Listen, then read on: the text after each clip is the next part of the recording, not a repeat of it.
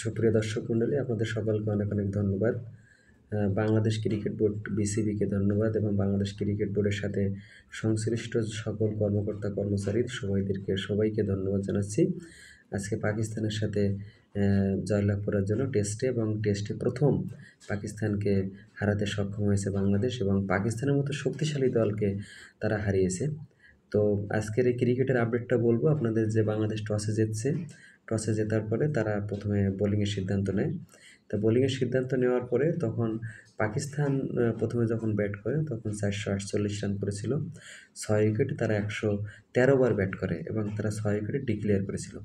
সেই ডিক্লেয়ারের যে ম্যাচটা সেখানে কিন্তু সিয়াম আইয়ুব তিনি করেন 56 রান 98 বলে এবং শান মাসুদ দলীয় ক্যাপ্টেন কোনো রান করতে পারেননি, হয়তো 10-12 রান করেছিলেন। বাবর আজম 0 এবং সেখানে আসাদুল্লাহ শফিক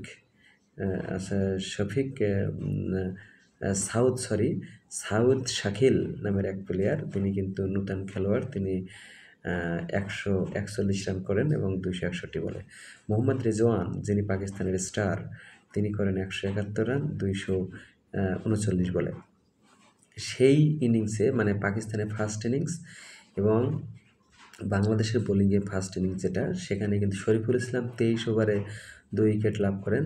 মেহেদী হাসান মিরাজ লাভ করেন 21 ওভারে 1 উইকেট এবং সাকিব আল হাসান আমাদের যে স্টার ক্রিকেটার, তিনি লাভ করেন 27 ওভারে 1 উইকেট এবং হাসান মাহমুদ 23 ওভারে 2 উইকেট এবং নাহিদ রানা নামের বোলার, তিনি 19 ওভারে কোনো উইকেট পাননি। এখন এখানে প্রশ্ন, সাকিব নিয়ে অনেকে হয়তো অনেক কথা বলবেন, আগেই আমি ক্লিয়ার করি, কারণ ইউটিউব বা পেজে লং টাইম কেউ ভিডিও দেখে না, সেজন্য বলি Shakib is the one of the great player in our Bangladesh and he is the top on all over the world in the cricket situation.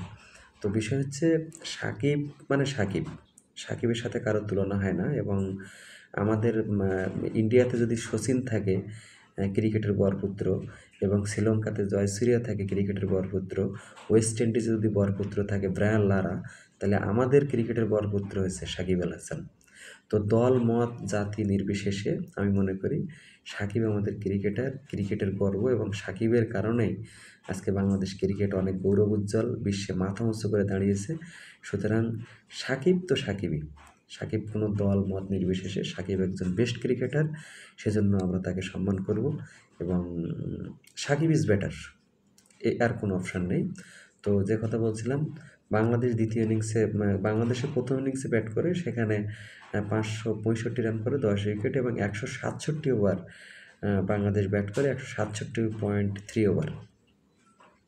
তো বাংলাদেশের ফার্স্ট ইনিংসে আপনার সাদনান ইসলাম 93 রান করেছিলেন, নাজমুল শান্ত ক্যাপ্টেন, তিনি 16 রান করেছেন 42 বলে, তিনি আনসাকসেসফুল এবং মমিনুল হক আমাদের যে বাংলার সবচেয়ে বিখ্যাত ক্রিকেটার টেস্টে, তিনি করেছিলেন কিন্তু আপনার 85 রান 76 বলে এবং সাকিব আল হাসান 16 বলে, লিটন দাস তিনি করেছেন 56-78 বলে এবং মেহেদী হাসান মিরাজ যে আমাদের তরুণ উদীয়মান ইন ফিউচারের তারকা, তিনি কিন্তু করেছেন 77-179 বলে। হি ইজ দ্য বেস্ট। তো এখানে এবং সবচেয়ে উল্লেখযোগ্য বিষয় যে মুশফিকুর রহিম, তিনি করেছেন 191 341 বলে, যেটি কিন্তু যদি ওভার হিসেবে ধরেন তাহলে কিন্তু 56.87 ওভার, মানে পুরোটাই 57 ওভার ব্যাট করেছেন, মানে একটা ওডিআই ফুল ওডিআই আরও 6 ওভার বেশি ব্যাট করেছেন মমিনুল হক, তিনি করেছেন 191। রেসপেক্ট মুশফিকুর রহিম করেছেন 191 এবং শরীফুল ইসলাম তিনি বোলার, তিনি করেছেন কিন্তু 22 রান। তো সেই ইনিংসে পাকিস্তানের শাহিন শাহ আফ্রিদি 30 ওভারে 2 উইকেট পেয়েছেন, নাসিম শাহ 27.3 ওভারে 3 উইকেট পেয়েছেন এবং মোহাম্মদ আলী 31 ওভারে 2 উইকেট পেয়েছেন, আগা সালমান 41 ওভারে উইকেট পাননি, আয়ুব নামের এক খেলোয়াড়, তিনি কিন্তু পেয়েছেন 7 ওভার বল করেছেন, 1 উইকেট পেয়েছেন। এখন পাকিস্তানের মাটিতে একটা বিখ্যাত জয় এবং বাংলাদেশের 7ম জয়। পরবর্তী ইনিংসে সেকেন্ড ইনিংসে পাকিস্তান রান করে 146, মানে 146 10 উইকেটের বিনিময়ে 55.5 ওভার তারা ব্যাট করেছে। তার এগেনস্টে যখন লিড পড়ে, সেই লিডের এগেনস্টে কিন্তু বাংলাদেশ 93 রানের লিড নিয়েছিল ফার্স্ট ইনিংসে, মানে 448 থেকে তারা 93 রানে এগিয়েছিল। পাকিস্তানে 146 রান করে, তখন বাংলাদেশের টার্গেট দাঁড়ায় জাস্ট 30 রান, মানে 29 পাকিস্তানের মূল রান, 30 করলে বাংলাদেশ জিতবে। তো আজকে কিন্তু বাংলাদেশ 30 করেছে এবং কোনো উইকেট পড়েনি।